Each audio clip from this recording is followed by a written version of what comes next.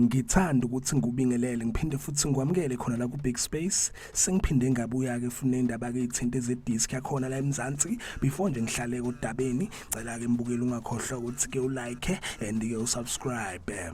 Namhlanje ngiphethe ke indaba ezisematheni indaba ke ezenzeka lapha kumaqembu akwi-PSL. So la ngizoqala ngendaba ke ithinta iKaizer Chiefs naye ke lapha uCassius Malula umdlalo wayo kwiToronto FC kodwa ke kuyiloan lapha kwiWydad Casablanca yaseMorocco. So ama reports aveza ukuthi ke iKaizer Chiefs izimisele ngokuthi ke isayine uCassius Malula ekupheleni kwayo ke lesizini kulo ke lapha iqembu lalapha eCanada yona ke iToronto FC.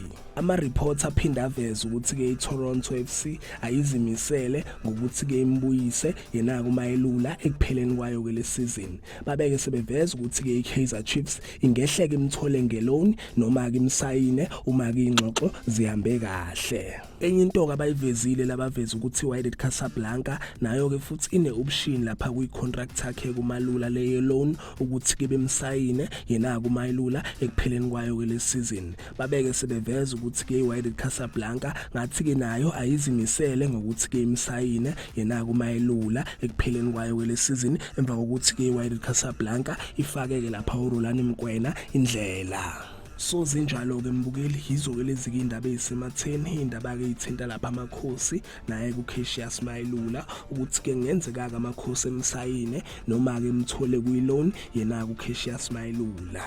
Sinjalo ke mbukeli yizo ke lezi indaba ade ngikuphathele zona indaba ke nje ezisematheni cela ukuthi ungakhohlwa ukuthi ke ulike and you subscribe ake ngithi ke nje danke ngiyazibongela.